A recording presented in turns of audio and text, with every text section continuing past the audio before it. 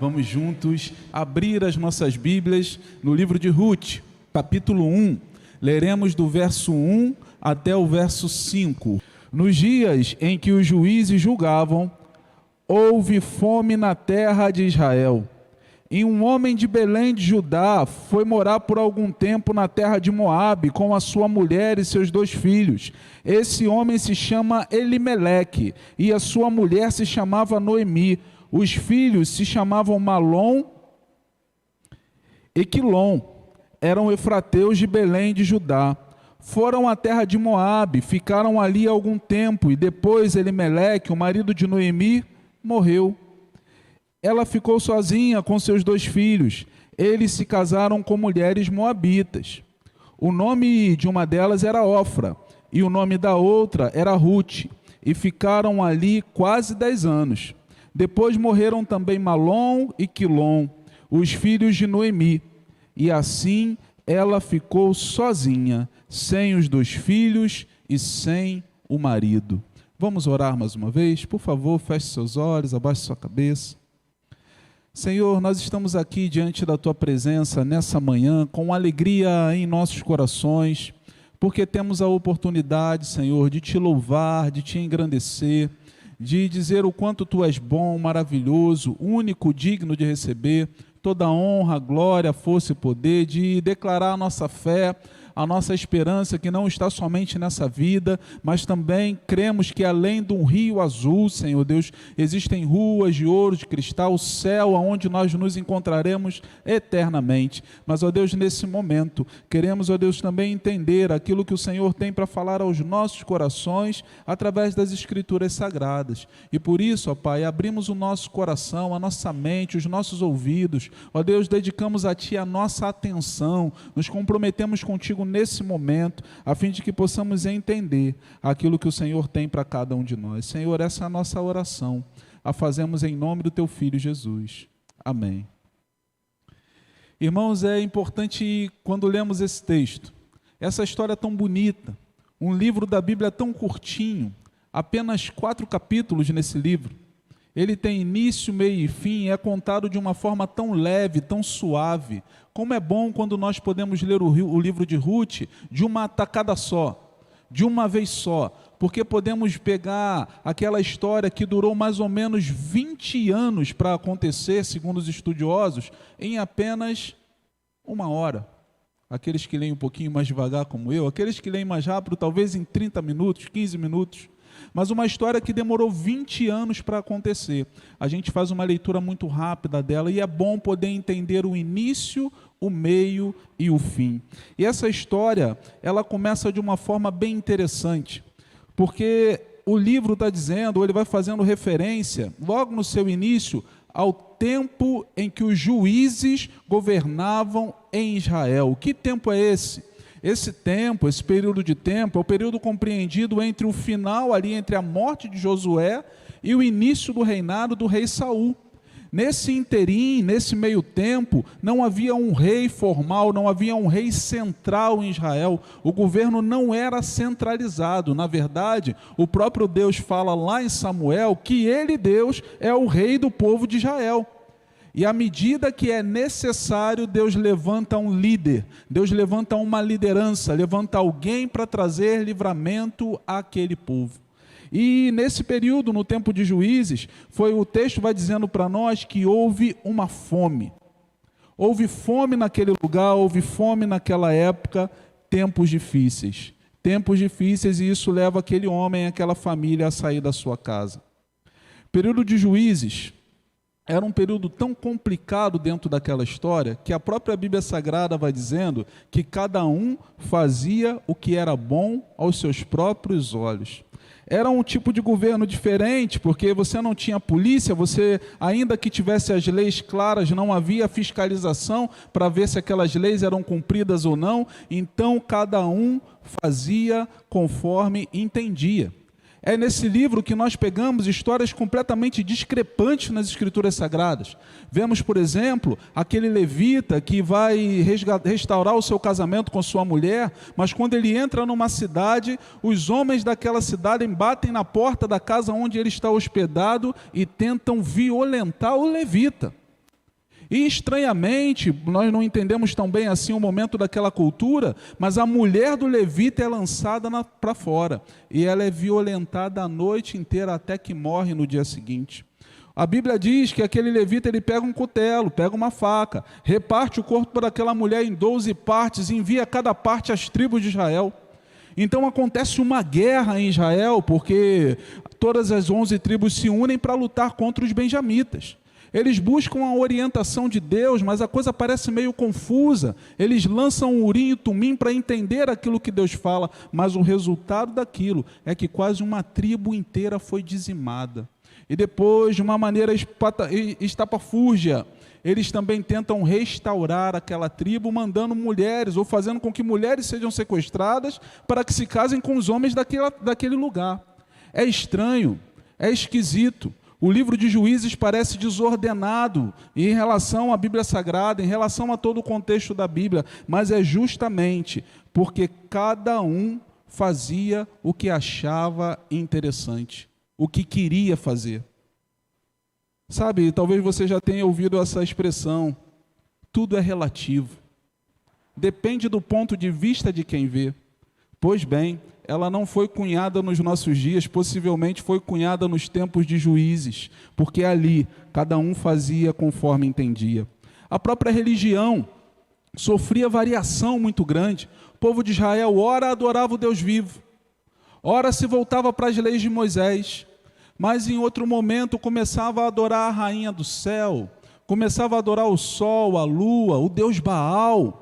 O nome Baal quer dizer marido. Então Israel colocava alguém no lugar de Yahvé, colocava um Deus que se chamava ou se auto-intitulava marido, esposo, chefe da casa. Eles adoravam Deus da colheita, Deus da fertilidade. Eles adoravam todos os tipos de deuses. Uma hora adorava a Deus, outra hora adorava os outros deuses. Sabe, é como se dissesse o seguinte: olha, a minha percepção de fé, a minha espiritualidade, parte daquilo que eu sinto, daquilo que eu acho bom, daquilo que eu quero fazer, daquilo que me faz sentir à vontade. É uma fé moldada de acordo com aquilo que eu penso. E era exatamente o que Israel vivia naquele momento, um momento de altos e baixos. E sempre que isso acontecia, aqueles homens sofriam a consequência dos seus pecados. Israel sofria a consequência do pecado, porque, gente, pecado é coisa séria. Pecado machuca, pecado magoa, pecado destrói. Ontem o Senhor me dava a oportunidade de conversar com um jovem aqui da igreja e falávamos sobre o livro de Levíticos. E você pode dizer, olha, Levíticos, pastor, fulano, gerou fulano, e a lei tal, sim. Mas a importância, uma das importâncias grandes do livro de Levítico, o que ele tem para trazer para nós é o seguinte: olha, pecado é coisa séria. Pecou, vai morrer um animal, pecou, o povo vai sofrer, pecou, vão trazer consequências, porque pecado é muito sério, gente. Nós não podemos viver uma vida de pecados. Quando eu era mais jovem, tinha uma irmã da igreja que falava assim: olha, nós sempre temos aquele nosso pecadinho de estimação. Irmãos, crente pode ter gatinho de estimação, pode ter cachorrinho de estimação, pode ter calopsita de estimação, mas pecado de estimação não pode habitar na nossa casa. Nós não devemos ter pecadinho de estimação. Aquela irmã falava isso, mas pecado é coisa séria. E sempre na Bíblia, as consequências do pecado vieram sobre o povo de Israel. Foi assim, por exemplo, quando o livro de Joel é escrito, livro do profeta Joel. Ele é escrito porque houve uma crise. 4 tipos de gafanhotos invadiram aquela terra e ceifaram toda a colheita. O povo vivia da agricultura. Agora você imagina um povo que vive da agricultura, não tem suas colheitas, porque 4 tipos de gafanhoto sucessivamente ceifaram as colheitas, destruíram as colheitas daquela terra, por causa do pecado do povo. Abacuque, ele vai falar que Deus, ele levanta um povo cruel, um povo duro, para disciplinar o povo de Israel, porque o povo de Israel vivia em pecado. Então a guerra, a fome, a perversidade alcançou o povo de Deus, porque aquele povo vivia em pecado.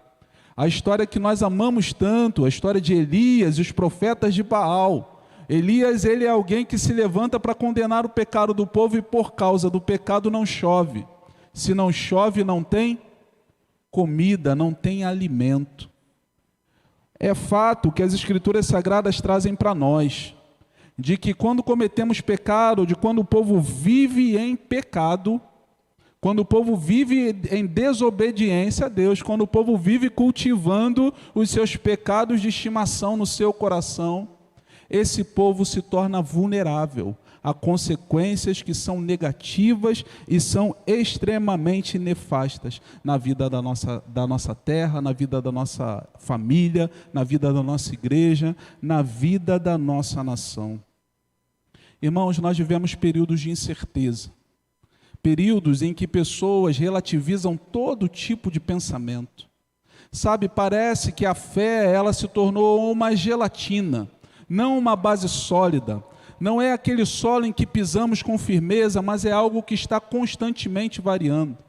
Olhamos para as recentes pesquisas, e essa semana foi uma semana de falar de pesquisas, porque mais uma vez se nota que o movimento cristão, que a evangelização do Brasil tem crescido. O evangelho tem crescido no Brasil e, pasmem, talvez você não tenha notado essa realidade, mas principalmente entre os jovens. O evangelho é a religião que mais tem crescido com jovens no Brasil. Porém, esse crescimento da igreja evangélica, ele se tornou pela primeira vez um crescimento desacelerado. Vínhamos crescendo mais desde a década de 70. Esse é o primeiro período da história em que crescemos desde 70, mas crescemos menos do que vínhamos crescendo anteriormente. Parece que nós olhamos para a fé e relativizamos a fé de tal forma, porque quando olhamos para o próprio movimento evangélico, nós podemos questionar esse movimento evangélico. Conversava com uma senhora e ela disse: pastor, eu fui para uma igreja, mas a igreja era tão escura, tão preta, parecia um cinema. Eu falei: é para assistir filme ou é para adorar a Deus?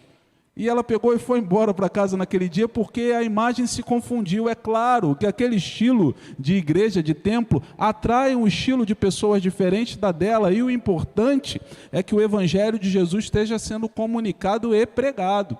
Mas nós devemos usar a palavra de Deus como alimento, como matriz, como a base para que esse evangelho seja pregado. E não apenas o ambiente, e não apenas a música, e não apenas elementos que podem levar-nos a nos tornarmos mais sensíveis a essa pregação. Mas a palavra de Deus, ela precisa ser a base. O pastor Henrique Araújo diz que se a expressão tudo é relativo é correta, logo, ela mesma está errada, porque se tudo é relativo, é possível que existam absolutos. E eu demorei algumas vezes para entender o que ele falou, mas é coerente. Ele diz: se tudo é relativo, logo a expressão tudo é relativo. Então existem absolutos. Nós não podemos fugir do absoluto que é a palavra de Deus, porque não é a educação, não é a comunicação, não é a ciência que trará resposta para todas as mazelas da humanidade. Sim, a ciência é um instrumento nas mãos de Deus. A sabedoria é um instrumento nas mãos de Deus e precisamos crescer, precisamos estudar. Eu sou favorável, voltei à faculdade, irmãos.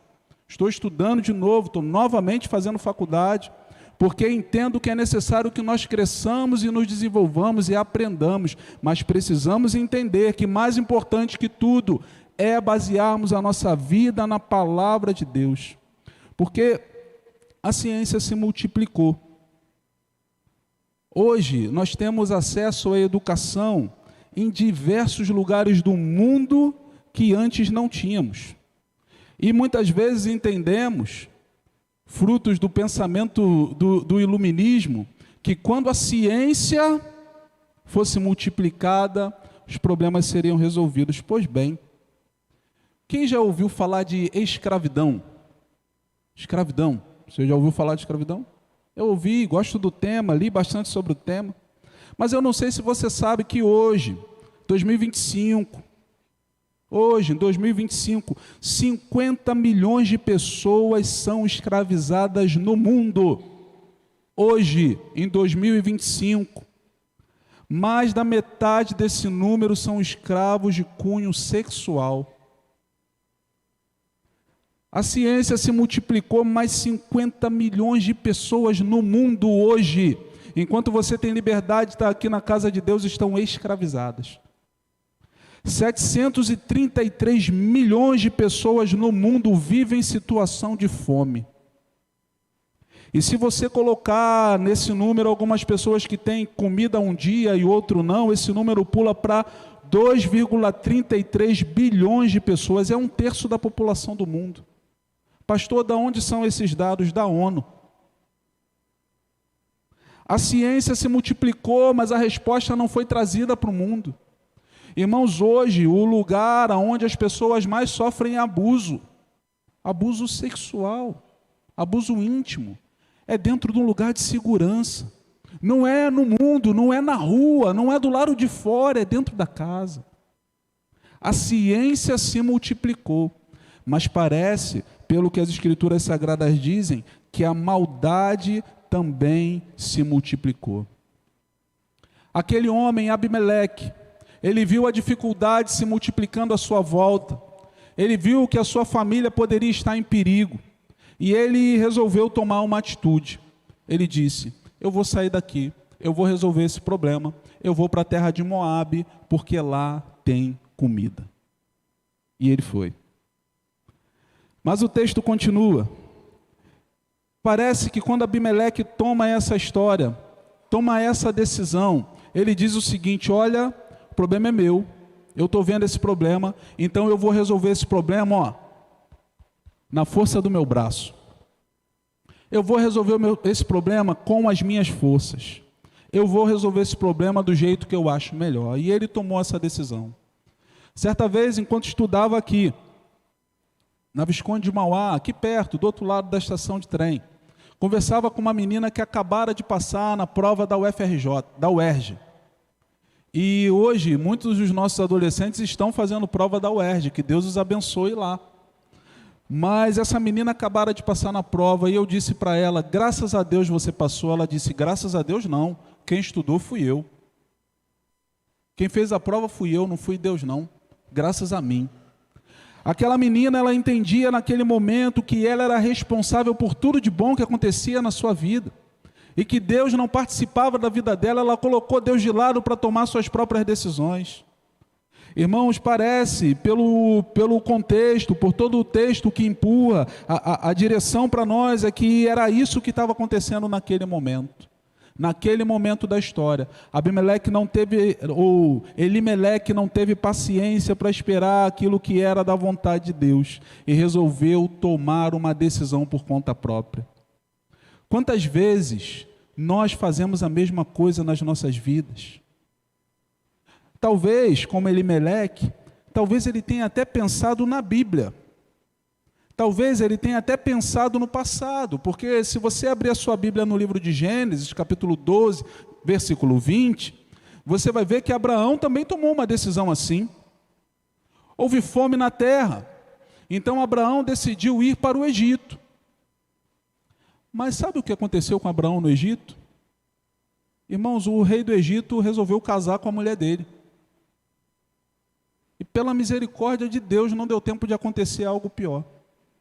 Mas o rei do Egito resolveu casar com a mulher dele. Sabe o que aconteceu depois que a história foi descoberta, que a mulher foi restituída e que Abraão sai do Egito?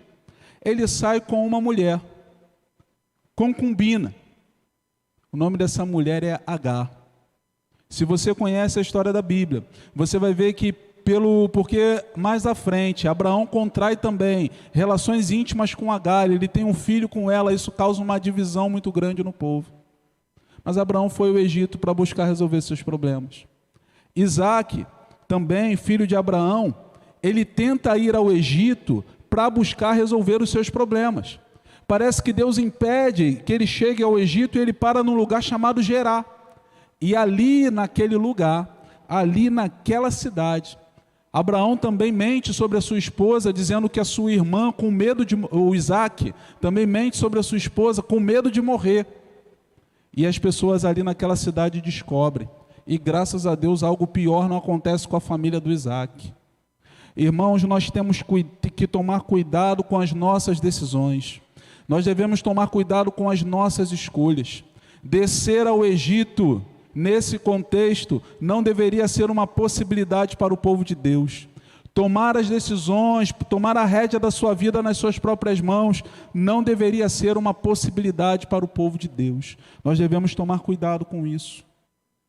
Porém, quando nós pensamos em Elimeleque, é algo ainda mais grave, é algo ainda mais sério. Porque quando eu cito Abraão, ou quando cito Isaac indo ao Egito para procurar um problema, eu estou citando pessoas que não têm uma terra estabelecida. Eu estou citando pessoas que são nômades, que estão andando, peregrinando pela terra procurando alimento. Mas quando falamos de Elimeleque, estamos falando de alguém que vive depois de Josué, vive depois que a terra prometida foi conquistada. Quando aquele pedaço de terra chamado Israel, terra prometida, foi conquistada, o Senhor estabeleceu naquele lugar o culto a Ele mesmo. O Senhor estabeleceu os processos de culto naquele lugar. Então Israel até hoje é conhecida como a terra, mas tem outro nome. Passa até no jornal, a terra santa. A terra santa, era assim que ela era conhecida naquele tempo, porque era justamente naquele lugar aonde Deus era adorado. Abraão e Isaac, eu gostaria que vocês pensassem nisso, quando tomam essa decisão, eles eram nômades. Mas esse homem, Elimeleque, quando ele toma essa decisão, ele está estabelecido na terra que é terra de Deus. Na terra que aquele povo culturalmente entende como lugar onde Deus quis colocar o seu povo. Ele está estabelecido em algo parecido com a igreja. E ainda assim, aquele homem toma a decisão de ir para Moabe. Irmãos, devemos tomar cuidado com as nossas decisões. O nome Elimeleque significa Deus é rei. E o comentarista bíblico fala sobre isso, como um homem que tem o nome, que tem o significado de que Deus é rei, toma uma atitude como essa. Ele não é o único. Parece que a Bíblia nos traz algumas histórias de alguns homens que têm um nome cujo significado é poderoso, mas as suas vidas e as suas atitudes são diferentes do significado do seu nome. Por exemplo, quando você ouve o nome Absalão, se você entende um pouquinho, você vai entender que o nome Absalão vem de Aba, pai, Shalom, paz. Então Absalão é o pai da paz.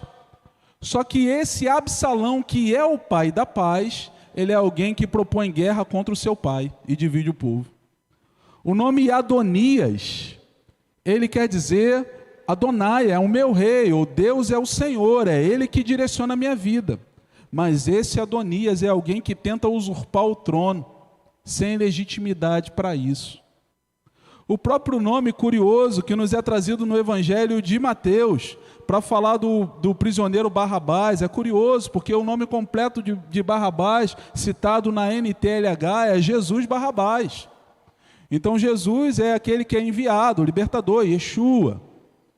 Mas Barrabás é filho do pai.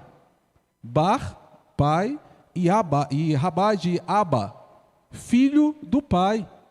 O homem tinha o nome de filho do pai, mas estava condenado por sedição e homicídio. E ia morrer por causa disso. Se não fosse Jesus naquele dia, ele estaria morto. Irmãos, muitas vezes o nome das pessoas na Bíblia não condiz com o comportamento que elas tinham. Elimeleque tinha o nome de o Senhor é o meu rei. Mas essa ação dele não condizia com essa realidade de que o Senhor de fato era rei, porque ele sai para resolver os problemas com as suas próprias forças. Eu e você também carregamos um nome. Eu e você também carregamos um nome. Nós carregamos um nome maior do que o nome Marechal. Nós carregamos um nome maior do que o nome PIB. Nós carregamos o nome de Jesus. Nós carregamos o nome de Jesus. Mas quantas vezes o nosso comportamento tem sido diferente do nome que carregamos? Quantas vezes o nosso comportamento tem sido distante daquilo que precisava ser? Irmãos, quantas vezes as nossas contas não são pagas em dia? Quantas vezes a gente enrola para pagar as nossas contas, enrola para pagar os nossos compromissos? Quantas vezes a gente deixa o nosso nome sujo na praça? E deixa às vezes de propósito. Vou passar o meu cartão, não vou ter como pagar e deixa isso para lá. Daqui a não sei quantos anos vai caducar. Intencional. Quantas vezes nós pegamos até um livro emprestado com alguém e não devolvemos? Quantas vezes nós assumimos compromissos e não pagamos? Irmãos, o nosso nome precisa estar limpo na praça. Quantas vezes, ao invés de depositar a confiança em Deus, o Senhor de todas as coisas, a gente quer depositar a confiança da nossa vida financeira na loto, Mega Sena, jogo de azar, tigrinho.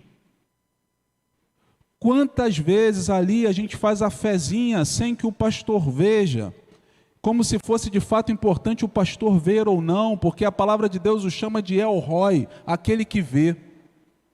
Ele vê tudo o tempo todo.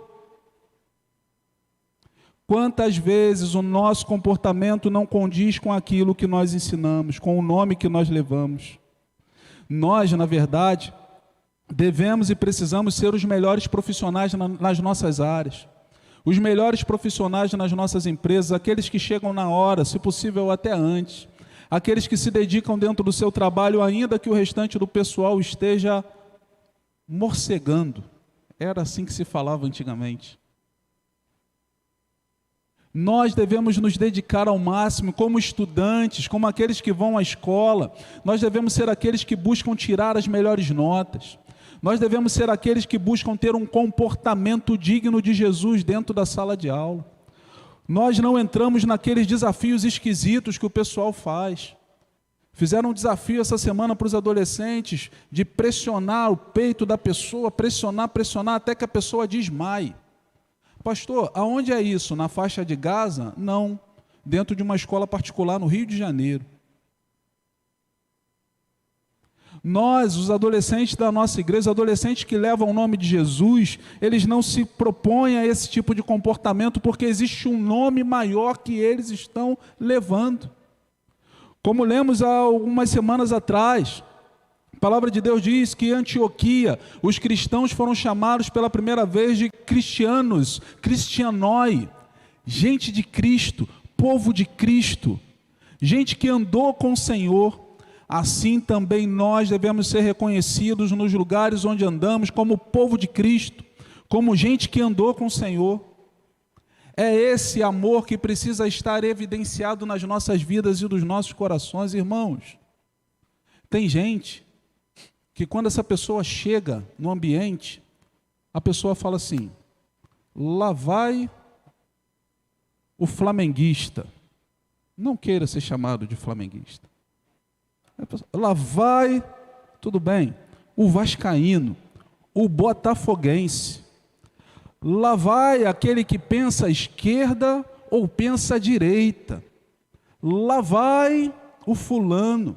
Irmãos, quando nós chegarmos no ambiente, as pessoas precisam dizer: lá vai o cristão.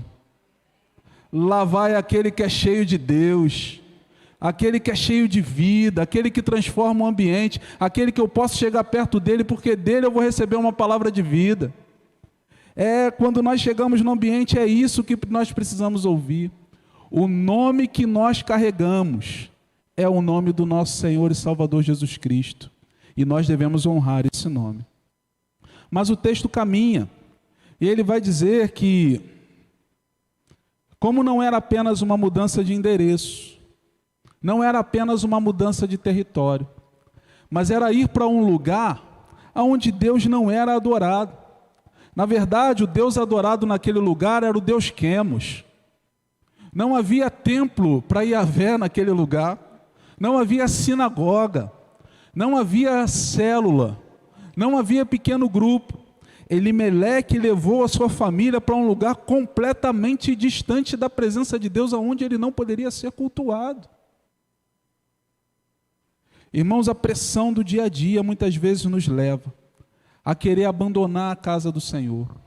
Falei para vocês, semana de pesquisa, o número de evangélicos cresce muito no Brasil, mas um outro número que cresce também é o número de desigrejados. E o número de desigrejados hoje, pessoas que se dizem que são evangélicos, que estão fora da igreja, é similar ao número de pessoas que são evangélicos e estão dentro da igreja. Nós temos uma igreja toda fora da igreja, e eu aqui não estou julgando o motivo. Mas eu quero dizer para você, e talvez você tenha entrado aqui nessa manhã, ou talvez você nos ouça em algum momento, porque essas mensagens ficam gravadas. Se em algum momento a igreja te magoou, a igreja te machucou, o Senhor Jesus, Ele quer te restaurar. Mas o Senhor não tem um plano B, o Senhor só tem um plano A. Foi Ele que estabeleceu a igreja. Foi Jesus que estabeleceu, esse é o plano de Deus. Então você precisa estar integrado numa comunidade de fé. Você precisa participar, você precisa ser membro, você precisa ser ativo. Não fica na periferia, não fica dando volta do lado de fora. Entra, faça parte, se comprometa. Porque o que Deus tem para fazer na sua vida não é pela metade, não são em partes. Deus, Ele quer fazer uma obra em você, mas tem que ser integral. É de todo o coração.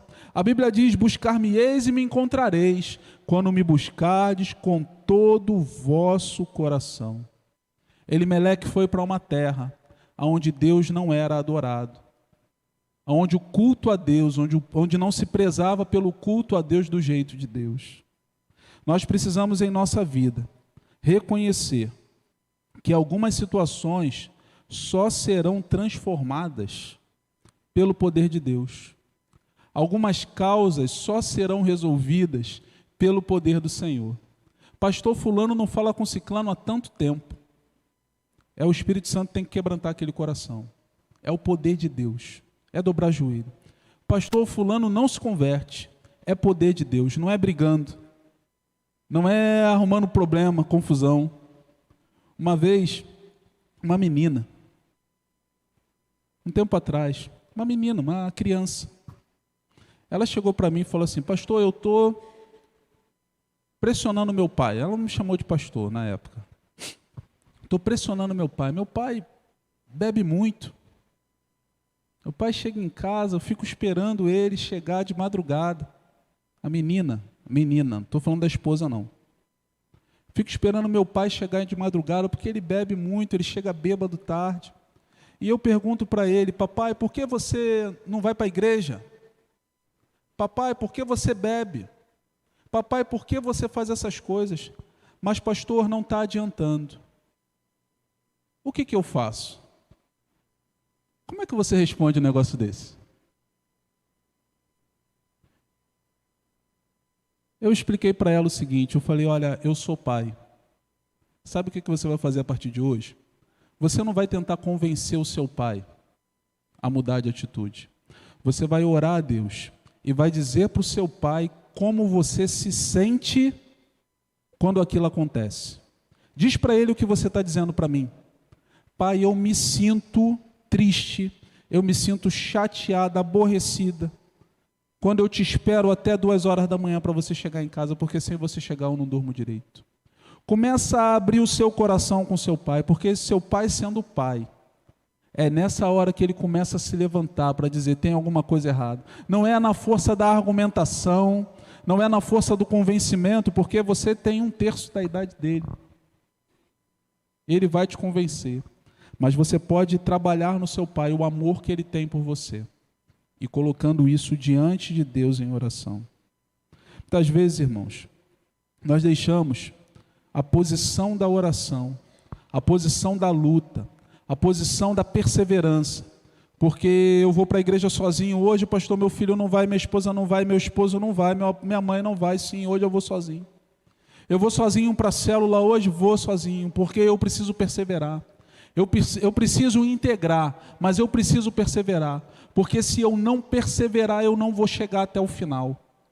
O Senhor está comigo, sim, mas todos aqueles com quem o Senhor esteve ao longo da história da Bíblia precisaram perseverar, inclusive o Senhor Jesus. A angústia tomou conta do seu coração quando ele disse a Deus: Senhor, se possível for, passa de mim esse cálice, porque isso é pesado, isso é duro, isso é difícil de carregar. Mas ele falou, sobretudo, seja feita a tua vontade. Seja feita a tua vontade. E ele perseverou. Foi Jesus que escolheu que nós fôssemos igreja. 1 Pedro diz que nós não devemos fazer como alguns que têm o costume de abandonar as nossas reuniões. E a palavra reunião ali é assembleia. Irmão, aqui Pedro está falando lá atrás de que a reunião é presencial. Eu preciso estar no lugar onde a igreja se reúne. Nós vivemos uma época de inovação digital, então, principalmente por conta da pandemia, o evangelho foi espalhado em muitos lugares e graças a Deus pela ferramenta que permite com que muitos sejam alcançados. Mas isso é um subterfúgio. Isso é um argumento para quando as coisas quando não dá. Mas em dando, eu preciso estar na igreja. Eu preciso estar na comunhão. O culto online não substitui o que nós vivemos, a nossa experiência aqui. Toda vez que a Bíblia fala de reunião, ela está falando de algo presencial. Presencial. Não existe uma substituição para isso. Eu passei quase 3 anos sem cear. Na pandemia. 3 anos sem cear. Por quê, pastor? Estava em pecado? Não. Porque você não pode cear sem que haja comunhão. A ceia é a reunião da igreja. Quando a igreja se reúne ao redor da mesa de Cristo, ela celebra a ceia do Senhor até que Ele venha. A ceia não pode ser feita de forma online. A ceia não pode ser feita de forma retardada no sentido de atrasada. Hoje ceamos aqui e amanhã cearemos em outro lugar. A ceia é um movimento da igreja. E se a igreja não pode estar reunida para cear, não existe ceia, é apenas pão e suco de uva. Porque não existe poder naqueles elementos. Os elementos em si, eles não trazem poder. O poder está na comunhão que é manifesta em torno da mesa em memória do Senhor e Salvador Jesus Cristo. Adianta eu levar um pedaço de pão e vinho para o hospital para cear pão e vinho. Ceia do Senhor acontece na reunião da igreja, quando o povo de Deus se reúne. Pastor, um irmão falou assim para mim, pastor, uma pessoa estava enferma, então a igreja se reuniu e foi lá cear na casa dele. Amém, é a igreja reunida. Igreja reunida indo fazer a igreja reunida. Agora, cada um no seu cantinho, não é? Fiquei 3 anos sem cear, porque a gente não podia participar, porque a gente não podia estar junto em comunhão. Irmãos, a comunhão é valorosa, ela é valiosa, ela é preciosa. Eu e você não podemos abrir mão da comunhão por qualquer motivo. O salmista diz, alegrei-me quando me disseram. Elimeleque ainda tomou uma decisão, uma última decisão, que prejudicou demais a sua família. Ele não observou os pontos. O nome Malom quer dizer frágil. Também pode ser traduzido por enfermo. O nome Quilom, traduzido por desfalecimento. Talvez os filhos de Elimeleque tivessem problemas de saúde já como criança, por isso receberam esses nomes. Porque os nomes tinham a ver com as histórias das pessoas naquela época. E talvez por entender que sair da casa de Deus fosse uma forma de sustentar seus filhos, Elimeleque saiu da terra de Deus. Mas ao invés de ajudar seus filhos, ele destruiu seus filhos. A mulher de Elimeleque se chamava Noemi. A tradução que achei essa semana para o nome do Noemi era meu deleite. Meu deleite. Quantos aqui estão com as esposas do lado? Façam assim com as suas mãos. Só quem está com a esposa. Diga à sua esposa nesse momento, você é meu deleite. Que coisa linda. Coisa maravilhosa. Esse era o nome de Noemi. Mas quando ela volta para a terra, ela fala assim, não me chamem de meu deleite, me chamem de amarga. Me chamem de amarga porque a minha vida está dura, está pesada, está tudo destruído. A decisão que Elimeleque tomou trouxe morte à sua família. Ele levou a sua família para a terra onde Quemos era adorado. outro Deus era adorado. Os filhos de Elimeleque se casaram com mulheres daquela terra. A palavra de Deus diz que não podia, gente. A palavra de Deus diz que não pode. Deuteronômio 23:3 diz: nenhum amonita nem moabita entrará na congregação do Senhor, nem ainda a sua 10ª geração entrará na congregação do Senhor. Nem te aparentarás com elas, não darás as tuas filhas a seus filhos, e não tomarás as suas filhas para seus filhos. Deuteronômio 7:3. Em Números 25, a palavra de Deus conta a história de Balaão, ou de Baal Peor, especificamente. Você e eu conhecemos aquela história de Balaão, o homem contratado para amaldiçoar o povo de Deus. Ele tenta fazer isso 3 vezes e não consegue. Quem contratou o Balaão foram os moabitas, a terra para onde Elimeleque no futuro resolveu ir.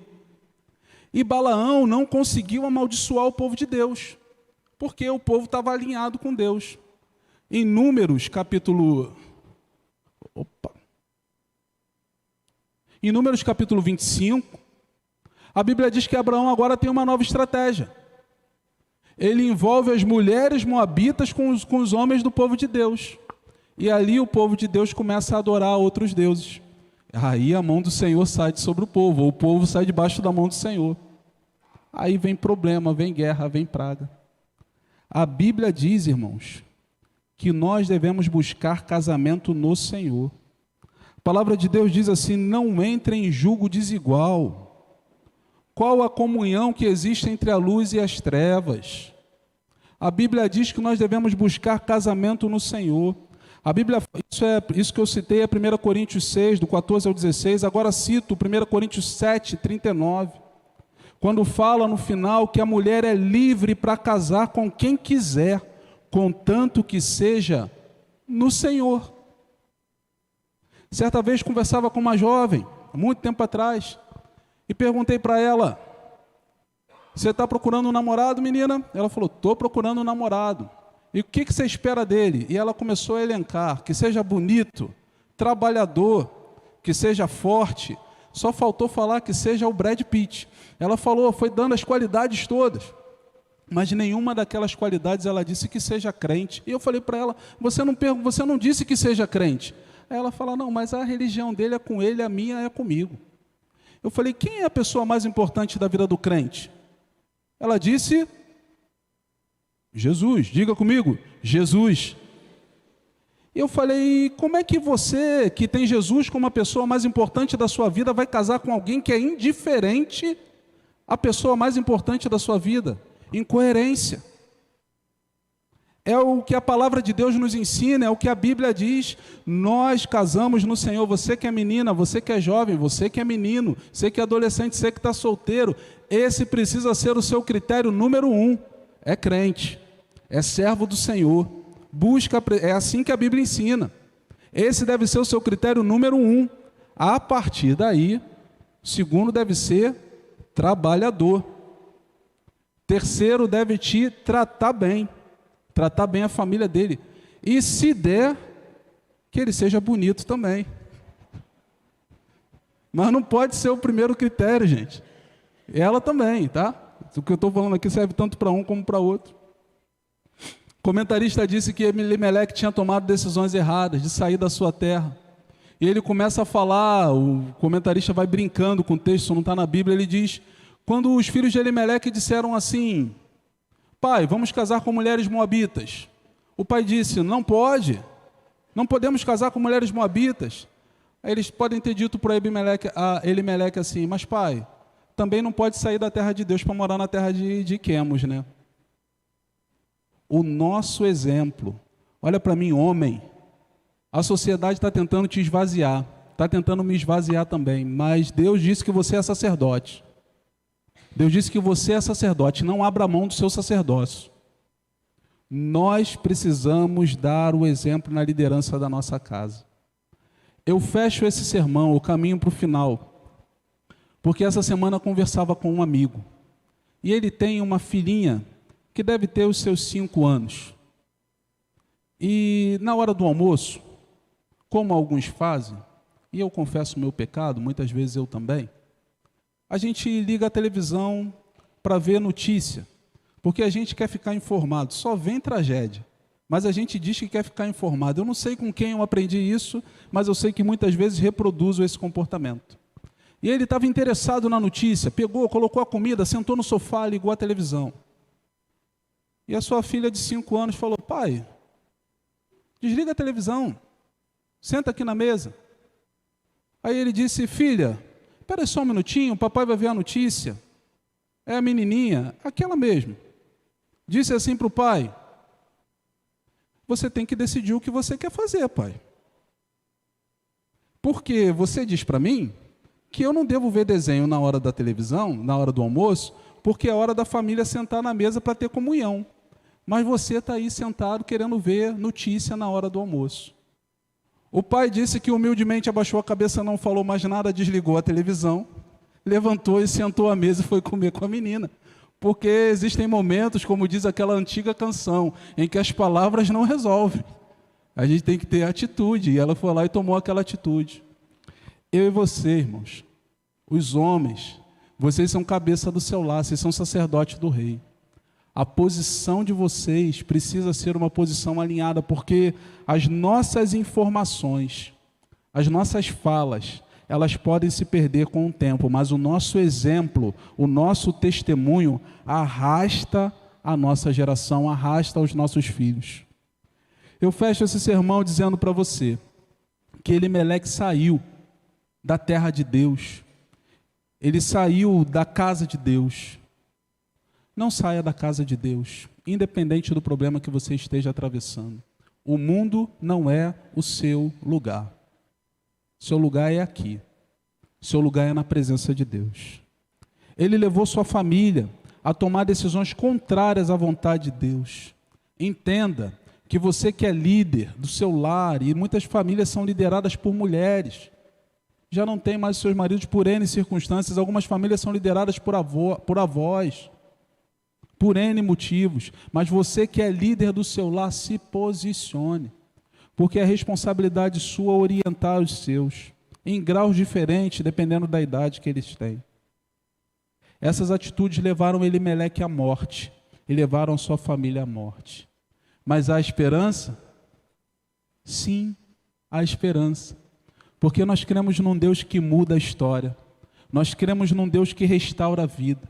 Nós cremos num Deus que restaura casamento, que restaura família. Nós cremos num Deus que restaura as emoções. Nós cremos num Deus que restaura o coração. Nós cremos num Deus que restaura tudo em nós, que pode restaurar tudo em nós. Mas para que isso aconteça, é necessário que os nossos corações possam se voltar para a presença desse Deus, para o lugar da presença de Deus. E aí eu não falo somente de um prédio físico. Eu falo do quarto, falo do joelho, eu falo da presença. Mas para que cheguemos a essa presença, irmãos, é necessário que busquemos muitas vezes arrependimento. Ô palavrinha que está em extinção. Arrependimento. Ele te aceita como você está. Ele te ama como você está. Mas para que você se torne filho, é necessário que haja arrependimento, mudança de vida. Eu gostaria de convidar você, meditando naquilo que Elimeleque viveu, nessa primeira parte do livro de Ruth, que você possa tomar decisões nessa manhã. Decisões de não sair do lugar de adoração. Decisões de zelar pela tua família, de zelar pela sua casa. Irmão, tem pessoas aqui que possivelmente estão sendo tentadas nesse momento a deixar seu casamento por qualquer tipo de relacionamento extra com fora do casamento, porque ele foi prometido milhões de coisas que aparentemente são melhores. Irmão, rejeita. A sua família é mais importante, a vontade de Deus é mais importante. Tem filhos aqui que querem deixar a casa do pai para irem para outros lugares, porque entenderam que querem viver a sua própria vida assim como o pródigo viveu. Irmão, o pródigo voltou com a cabeça arrebentada. Não saia da casa do pai, permaneça. A sua família é mais importante. A vontade de Deus na sua vida é mais importante. Permaneça na casa de Deus, permaneça de acordo com a vontade de Deus. Tome decisões que ajudem, que apoiem, que façam com que a sua família cresça e se desenvolva, porque vai haver restauração. E se o Senhor permitir, nos próximos domingos, nós falaremos dela. Nesse momento, eu gostaria que você fechasse seus olhos e abaixasse sua cabeça, e que você pudesse orar, e que você pudesse colocar a sua vida diante do altar do Senhor. Não saia do lugar da adoração, não saia do lugar da presença, não saia do lugar onde Deus está. Deixe o Senhor direcionar os seus passos, a sua vida. Deixe Ele te ajudar na caminhada. Você nasceu para a glória do nome do nosso Deus. Sua família é para a glória de Deus. Amém. Louvado seja o nome do nosso Deus.